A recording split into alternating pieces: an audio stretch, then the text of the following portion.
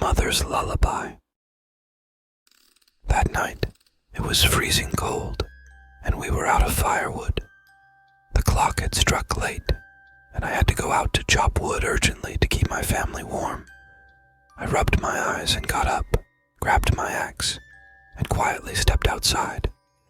I worked for a long time, the cold gnawing at me, but I was determined to give every drop of sweat to warm my family. Finally, I chopped enough wood and headed back home. I lit the stove and went straight to bed, as I was truly exhausted that night. My wife was tending to the newborn babies. After a while, she also went to bed, and silence filled the house. When I woke up in the morning, I still felt tired and lazy in bed. My wife was preparing breakfast in the kitchen, and the sounds from downstairs woke me up. I closed my eyes for a bit more rest and suddenly heard a lullaby in our room. I quickly glanced at the camera screen and saw that our baby was fast asleep and my wife was singing. As I prepared to go to them, I suddenly heard the sound of a door from downstairs. I thought it was my son coming in, so I went downstairs to greet him. As I descended the stairs, I saw what I thought was my wife singing in our baby's room. But surprisingly, my wife wasn't actually there. I paused for a moment, feeling confused. Then, I noticed the dark figure. With fear flooding my heart, I made my way to our room. A dark silhouette was approaching the door, and my instincts told me to retreat. But my desire to protect my family pushed me forward. As the shadow enveloped me, I felt a chilling terror. It seemed to seep into me, filling me with helplessness. But at the same time, I was filled with a fierce determination to protect my family. In that moment, I heard a faint sound from my baby's room. My wife was calling for me, and that revived the fire within me. As the shadow tried to capture me, I resisted with all my might and ran to my wife and baby. When I closed the door behind me, I was out of breath, but also relieved. With the disappearance of the shadow, I felt stronger with my family by my side.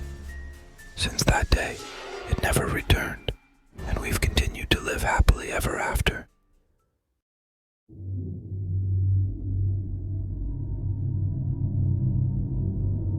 Who's in the bathroom? Our house was in a quiet neighborhood, with the flickering lights of the street lamps creating a mysterious atmosphere.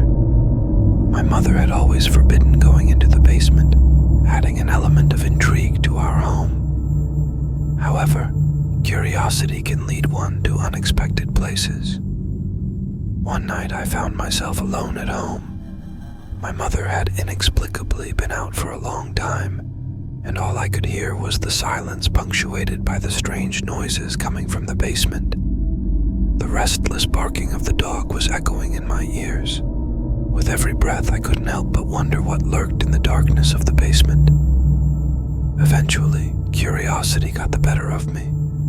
Despite not wanting to break my mother's rule, I gathered my courage and decided to venture into the basement. The sound of my footsteps shattered the silence of the house as I descended slowly into the basement. However, the sight that awaited me down there was far more terrifying than I had anticipated. The darkness of the basement, coupled with the dog's restless barking, seemed to engulf me in a nightmare. As I tried to adjust my eyes to the darkness, I felt my soul freeze at the sight of the shapes emerging around me. Suddenly, a pair of hands unexpectedly grabbed me from behind and pulled me out. I was breathless, trembling as I turned around and faced my mother's wrathful gaze. But her anger paled in comparison to the horrifying truths lurking in the basement. My mother stormed toward me in anger and yelled at me for the first time. In that moment, alongside the fear coursing through me, I felt a deep sense of guilt. I promised my mother I would never go into the basement again and retreated to my room. However, what I had seen in the basement shook me to the core. The questions swirling in my mind accompanied me into sleepless nights. I was engaged in an endless battle in my mind to understand the truth hidden dog's restlessness and the darkness of the basement.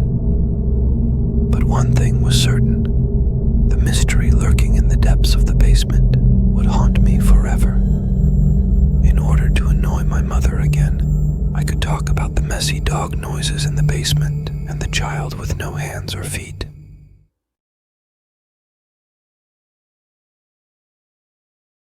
The satanic home of LaToya Ammons and her family. On a cold January day in 2014, the Indianapolis Star newspaper broke a story that deeply shook the residents of the city.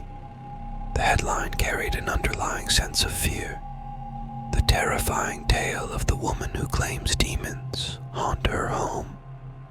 The story focused on the extraordinary experiences of LaToya Ammons in her house.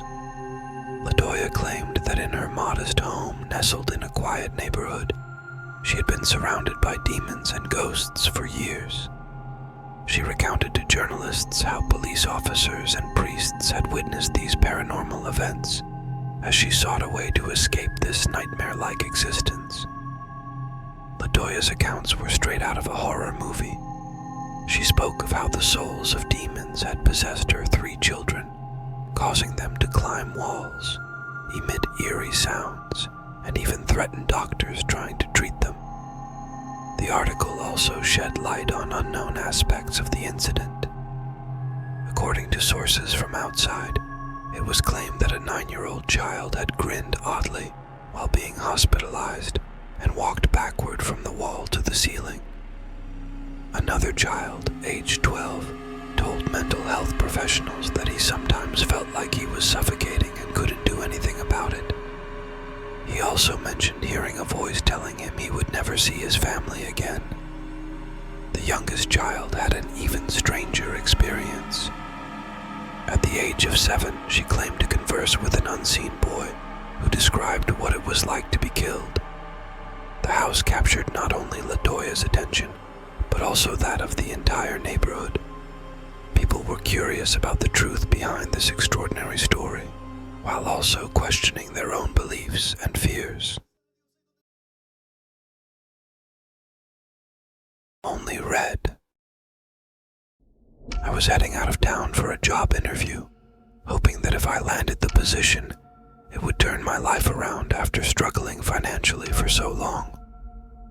After hours of driving, I decided to stop at a roadside motel to spend the night. After informing the peculiar woman at the reception that I needed a room, I took my key and headed up the stairs. Just as I was about to leave, the woman said, "One more thing, sir. There's a room in the motel that doesn't have a number and is always kept locked. I suggest you stay away from it."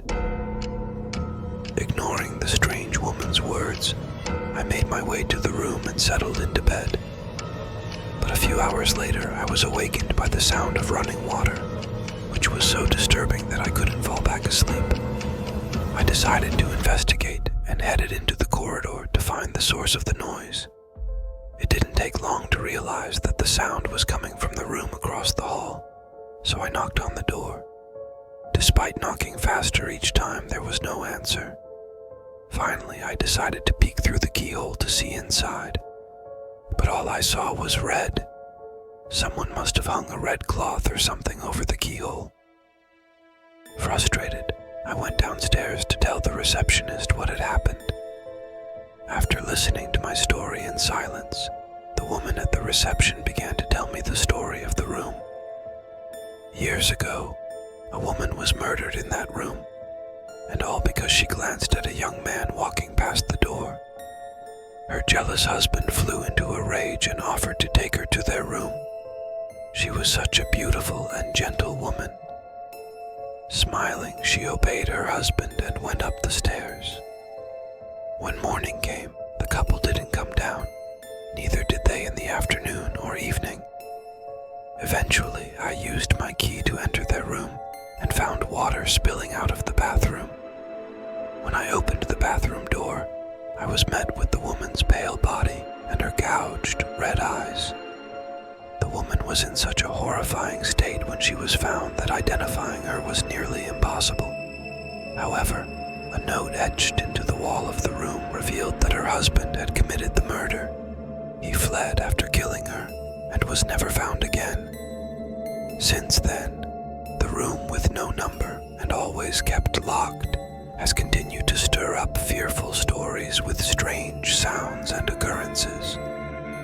The motel staff advised staying away from that room and even the entire floor. After recounting this tale, the woman at the reception apologized to me and suggested that I change rooms.